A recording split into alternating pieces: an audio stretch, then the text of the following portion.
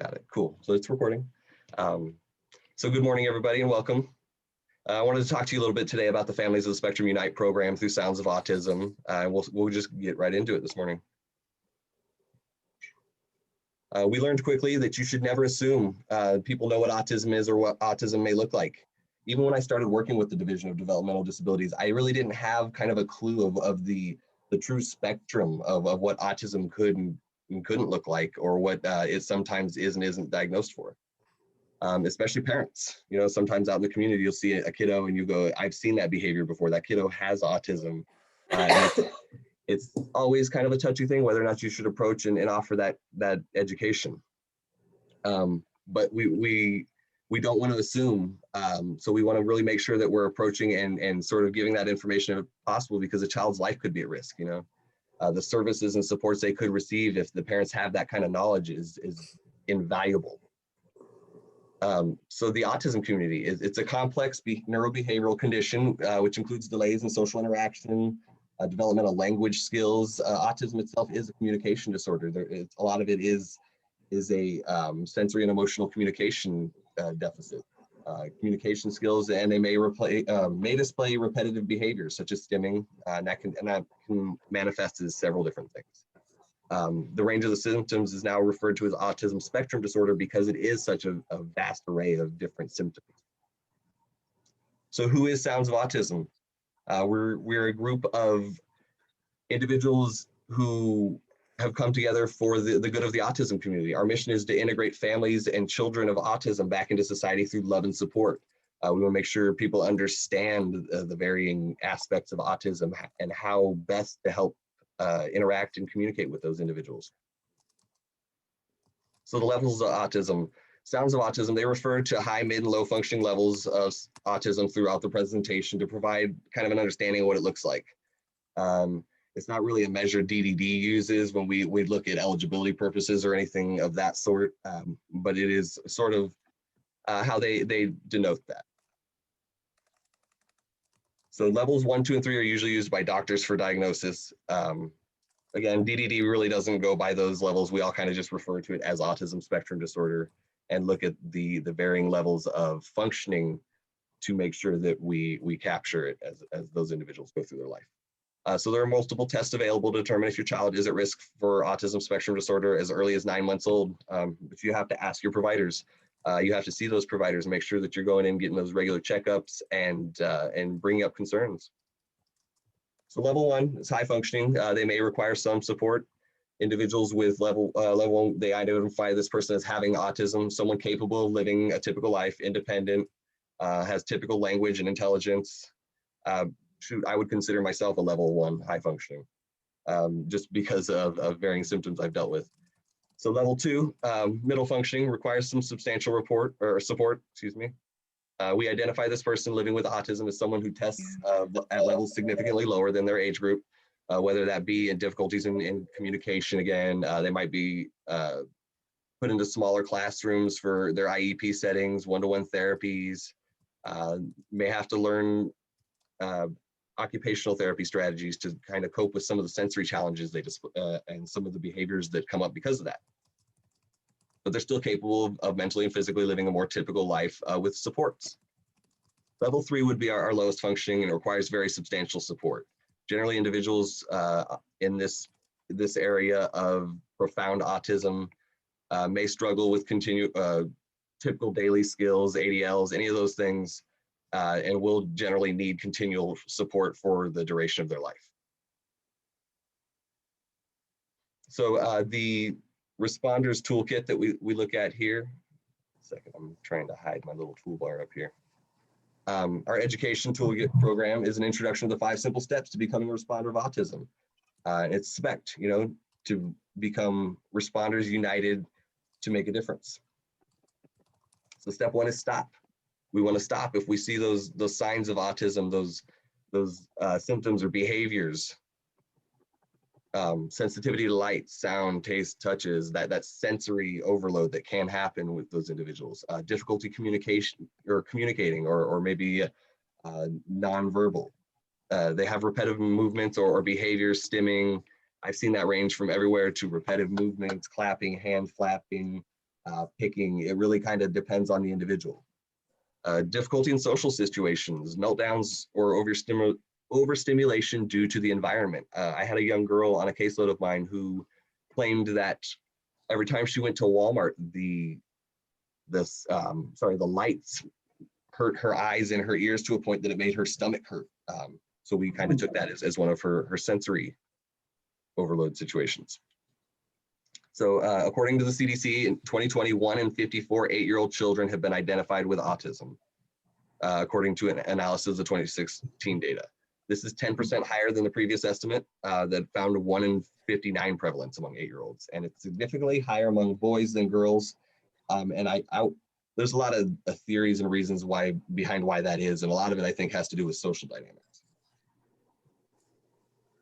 So this is a fun little exercise, if you will, indulge me a moment. It kind of helps to really illustrate the ways that our individuals with autism deal with sensory processing. So take a piece of paper and a pen or pencil, anything really to write with near you. Take it in your non-dominant hand and try to write your name on a piece of paper. And we'll go ahead and take 30 seconds to do that.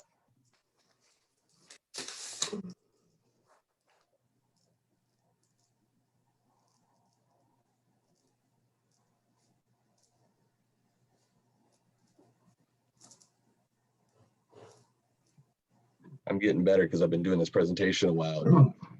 It's definitely not pretty. And a lot of what this illustrates is the just disorientation that can be caused by a lot of the sensory situations our members or individuals with autism may be put into.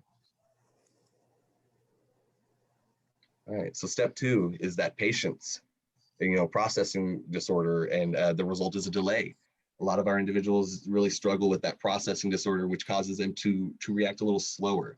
So they need to practice a specific skill, or practice can help improve the speed of the skill, which is where a lot of DDD services can come into play, with services such as habilitation, where they're working on a particular skill every week to really build that muscle memory and that process build up. And I've seen habilitation skills for everything from brushing hair and teeth, to tying shoes, to recognizing authority figures in the community, as well as stop signs and varying other traffic signals.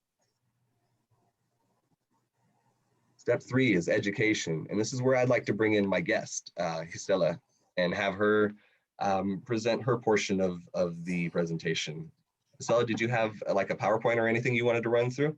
I can give you share capabilities. Oh, and no, I did have just a flyer that I wanted to share. I posted it in the chat, but if you want to give me access, I can just share that, because I know it might be lost in the chat at this point.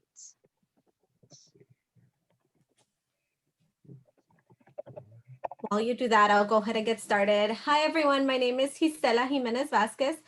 I am here with Child and Family Resources. We provide programs to serve families and childcare providers throughout Arizona. So in the flyer, you will find our website and my contact information. But before I share that flyer, because that's our current outreach that we are doing, what we have in the West Valley is our home visitation program. So we support families that have children under the age of 5. And how we are linked to the community of autism is we help parents who have concerns. They're not sure if it could be autism. It could also just be a developmental delay. It could be a speech delay. Any new parent or any parent at all that is wondering what is going on with their child, or if their child is reaching the correct milestones. Besides doing parent education, we do one-on-one parent coaching. Our services right now are all virtual. So the way that happens is we schedule video chats with families, and we have about an hour with them, and we do activities that will help them engage their child and also build on those developmental skills that their child should be learning at that specific age. So all of the children that we serve, all the families have to have a child under the age of 5, or they can be pregnant at the time of enrollment.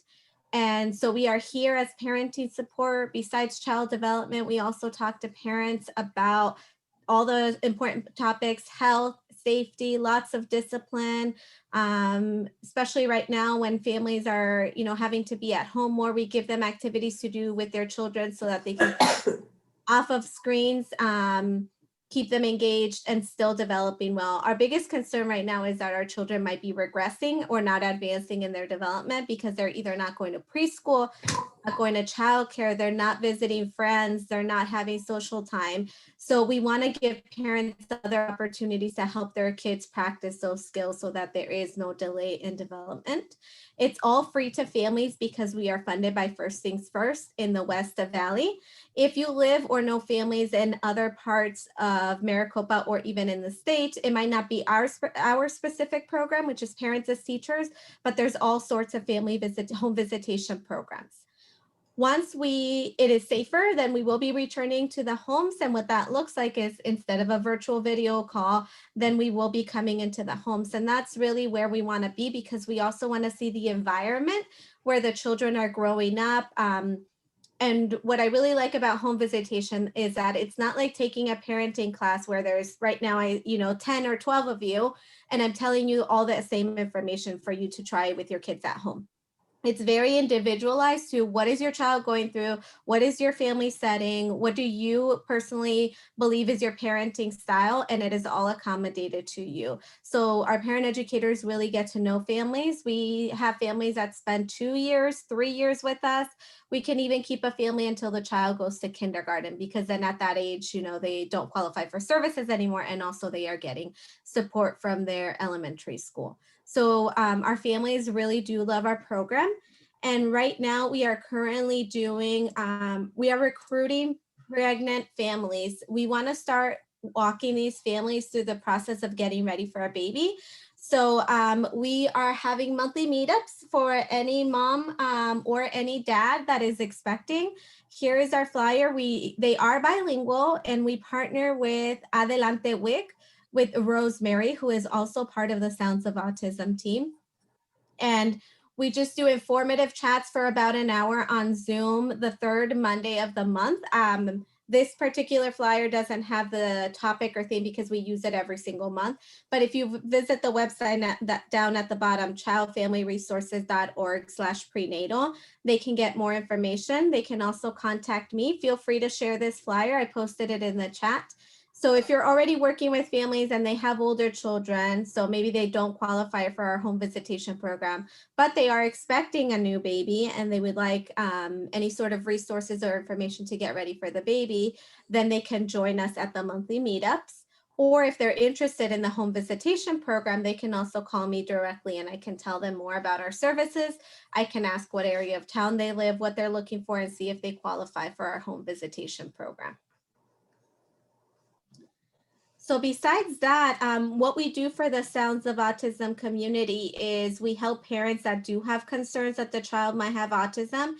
We refer them to Sounds of Autism team. We refer them to developmental pediatricians where they can get their child evaluated.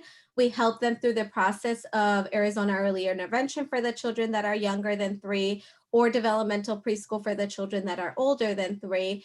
And we help them emotionally through that process of getting their child evaluated. If they already have a diagnosis, then we let them continue with whatever therapies are set in place through different service providers. And then we also support the parent. So they can be both. They can be enrolled in other therapies and still have home visitation programs, because the therapies focus on the child. But a home visitation program, we focus on supporting the parent. And that's why our curriculum is called Parents as Teachers. We support the parent to know how to work with their child. You guys, if you are either a therapist, if you've worked with children or families before, you know that you can do so much with children in the classroom, but if parents are not following through at home with those recommendations and specific strategies, you don't see the progress that you could potentially see. So that's where we come in and we help parents, supporting them and encouraging them to do all of those things that the therapists are saying so that they can have a more successful and better prepared child to go into kindergarten. Does anyone have any questions? I do, Gisela. Oh, Go ahead, Cricket. You first. no, you go, girl. I'll talk later. Mine was simple. It was just going to be the time on the third Monday. What time on the third It's Monday? at 12 o'clock. we've been doing them at 12 o'clock, but if we get a group of people that says 5 o'clock in the evening or 6 o'clock works Okay, better, great. then we can move them. That's flexible. Okay, thank you. Gisela, do you guys share the signs, or do you start introducing the signs of at-risk situations for the kids at this particular prenatal stage? Is that something you guys are starting to do just so that they're aware? Because I'm finding that a lot of people that know ahead of time, when they are seeing those signs after they have this kid and this child or babies, sometimes it's twins, they understand the milestones they should be looking for, and they're a lot more empowered to respond quickly with less emotion because they've been kind of prepared already mentally. We have not, Cricket, but that's a really good idea that we can definitely add. I have a couple of slides that from your presentation that I like to include. So I think that's around a topic, what we call differences in development. You know, that could be the topic. And then one of the things could be the signs for autism. Yeah, that's Love a it. good Thank you. Yes, that's awesome. Thank you. All right. So if you just want to go ahead and shoot me back that host, I will pop Okay. back up the PowerPoint. We can continue on.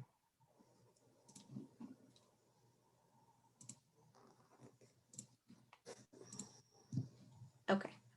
All right. Thank you very much. Let's do this. Okay. Oh, went back to the beginning. All right. So along with educating with our lovely Miss Gisela here, we've got our 6 programs that are run through the Sounds of Autism. This one that you're currently experiencing is the Family of the Spectrum Unite, and that's our early intervention. On this, I believe the second week of the month, they generally do the Life on a Spectrum, which is a community and family awareness and support, right? Or is it? That's correct. Yes, the second week of the month. Yeah. And then they've also got their Responders Unite with their lovely new logo, which is the Responders and Emergency Port Awareness program. So they're going to be running that out from Surprise and on west or east towards the rest of the state soon, which is going to be great. The Life Skills program, which is an education and awareness support program. The Notes on the Spectrum, which is what I'm pretty excited for coming up, is the performing arts, the music portion. I myself am a musician. That's where Cricket and I bond. And then Siblings on Board, which is a near and dear one for me, just because as a case manager for so long, I've seen a lot of siblings who really take on a pretty heavy load for themselves as caregivers of their siblings with autism. And they always do it, you know, with as little complaint as possible. But we want to make sure that they're taken care of as well. And that's another support program that we like to really kind of push awareness on, is that Siblings on Board, which gives that support for those siblings who are really struggling. All right. And then I believe the Cricket, you said or not Cricket, Bernadette, you said the Responders Unite meetings are the last Thursday of the month at 10 a.m., right? 8 a.m. 8 a.m. 8 sorry a.m. about And the reason we do them at 8 a.m. we understand that that's early. However, we want to be sensitive to everyone's work schedule. So we're hoping before they get to work or, you know, virtually, that they can jump on and join us. Even if they have to jump in and jump out, that's perfectly fine while you have your coffee, because we just want to make sure that we're updating everyone, sharing the new developments as we are going city to city, unifying our community leaders And and bringing Bernadette, their, yes, Cricket. sorry, he just asked about the Responders Unite program. So the Unified Responders, what you're speaking of, is for our team that we're unifying through the cities. But Responders Unite, we're actually going to announce that will be done on the third week of every month, and Life Skills will be the fourth week of every month. Credit today. And both of them will be programs that will introduce me? or Bernadette will share those for you. Perfect. Thank you. Sorry about that miscommunication. All right. So our next step 4 is compassion. I've always said that to work with individuals with autism or any disability, you have to have compassion. To be in people work like this, social work, period, you should have compassion, because otherwise, why are you here? You know, when I helped with a lot of hiring with the case managers at DDD, I always looked for that compassion, because you can teach anybody a case management role, but you can't teach them to love and care for other people. So what is compassion? Compassion, it shows that if someone shows kindness, caringness, and a willingness to help others, they're showing compassion. It's when you have compassion, you're putting yourself in someone else's shoes and really feeling for them. What is the purpose of compassion? Compassion motivates people to go out of their way to help the physically, mentally, or emotional pains of another and themselves. Qualities of compassion are patience, wisdom, kindness, perseverance, warmth, and resolve. And I think that your best case managers, social workers, or individuals, period, show those varying traits. Step 5 is trust. We want to build trust within our communities and with our individuals with autism. So what does trust mean? Trusting someone means you think they're reliable and safe, that you have confidence in them, that you would, trust them with your life or your dreams and hopes. That could be having confidence in them physically or emotionally. Building that trust with our communities is key. So the families of autism, the community responders, the first responders, when you don't trust, it shows that if you're overprotective or you don't trust other people, you can lead to some risk aversion and dependency on your or of your children on you. A higher risk for psychological disorders, lack of strong coping mechanisms. You really want to be able to build that trust and show where there should be risk. So RUM, congratulations. Responders United to Make a Difference. You are all now considered responders of autism. You know some of the varying signs of autism. You know how to kind of integrate with compassion. So why do we, or who do we classify as a responder of autism? Well, anybody. And honestly, it's someone who's willing to unconditionally support the autism community. So they're helping those families feel comfortable in social settings, taking that extra time, helping individuals fill out paperwork, anything kind of that calmness and that patience, offering safe solutions or resources to support the community, acting quickly in a response to a situation, especially during crisis. So anybody can be a responder of autism. So the 2021 initiative is the unified responder community, like Cricket and Bernadette were discussing. It's the boots on the ground campaign. It bridges that gap between the early intervention as well as the mental and behavioral health crises intervention and the life skills to serve the cities at risk, or the cities at risk populations, especially autism. So they're really working with a lot of those first responders in the communities. They're working with individuals in city government and city police departments and fire departments to build those gaps and really create a community that's going to respond. So thank you guys for joining us today. I wanted to leave a couple of last minutes here to open for questions, comments, concerns, but I did want to be sensitive to your guys' time and keep to that 40-minute time limit. I just want to jump on real quick before everybody has to run and just give a shout out to you, Sean, because and Gisela is going to be presenting next week in Spanish with Rosemary. But Sean, you helped me. You really helped me this last couple of weeks with a mom who didn't know what to do. She's from Ethiopia. She has a 5-year-old son. She's getting services in school right now virtually, but her biggest concern is getting outside services at home. With the pandemic, and then on top of that, it's expensive, with all the different diagnoses and all the doctor's appointments. She was telling me, we don't have the money. What do we do? So I called Sean, and Sean gave me some direction, and it really helped. And she's feeling more peaceful about it.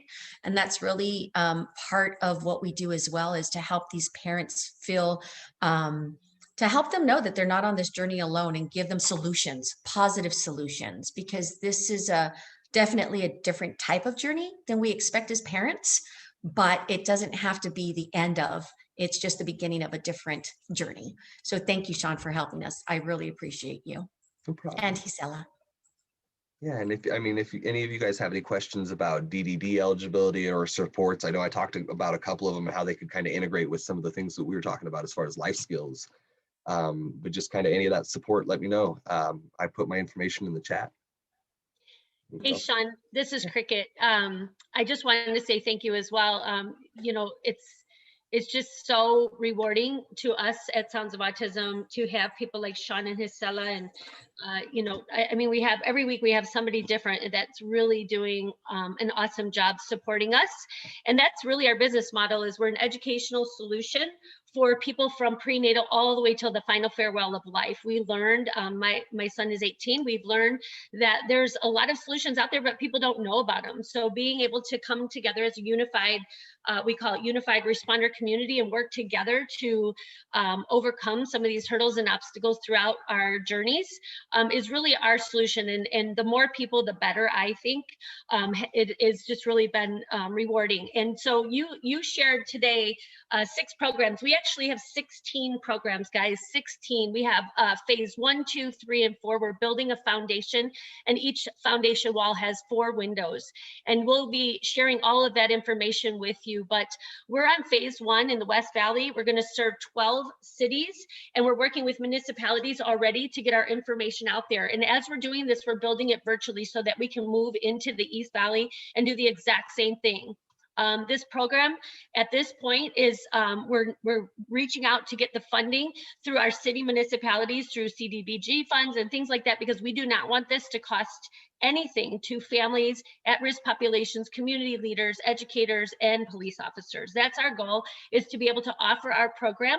And I don't know if we've made this announcement, but we are going to do that today in all of our presentations and workshops this month. But we are now moving into the Chicago market, and we will be out there navigating the Chicago communities to find where we're going to start. I believe it'll be on the south side of Chicago, Evergreen Park. And we'll be working our way throughout the city of Chicago. And we are looking at LA as the second market that we'll be going into. So guys, we're doing it, we're moving, and we're going to go national. We've decided that. It's going to be a big undertaking. We know that, but we can do it because we have all of you guys helping us make that happen.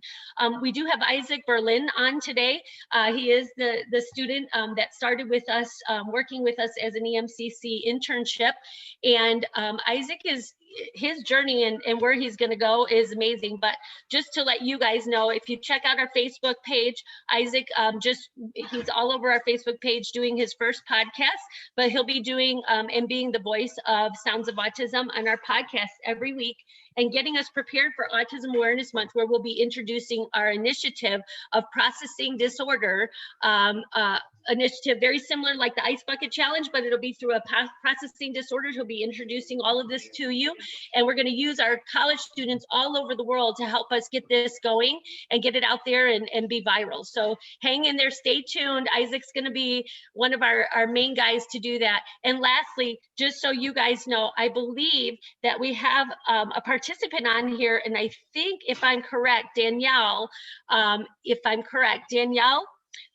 I believe she is all the way from Connecticut, if I'm correct. Danielle, is that you? Yes, I am in Connecticut. Yeah. I'm really interested in this, and I can really see myself at some point after becoming educated and to help out in any way possible. I really feel like there is a huge need for education and support for this, and I would love to be involved, like really involved, and like help recruit people and do all those things in the future. So definitely will be watching every week and continuing to follow everything. So if you guys you know, are interested in talking to me about anything like specific, let me know. I put my email address in there. But yeah, I'm so like interested in this. I'm so glad that I found it, because I really love helping people, and I really think that this is like so needed, especially in Connecticut. Like I don't think we have anything like this. So yeah, I'd love to join you guys. Thank you, Danielle. Awesome, very cool. So unless anybody else has any more questions, comments, or concerns, we'll go ahead and close it up for the day, and I'll give you guys back that last couple minutes and enjoy. Sean, you have an upcoming event, I think. I don't know if it was solidified for February 19th.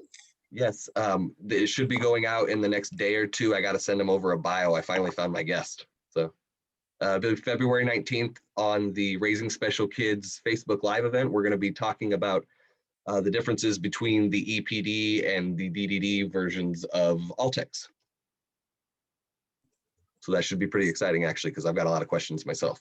So, So invite your families, because Yes, I know definitely. that that was some of the questions, because some of our families that have different disabilities actually have both sides. So they need to know how to navigate that and be able to take advantage of all those incredible benefits that the DDD does actually offer. So thanks, Sean. And definitely. thank you so much for today.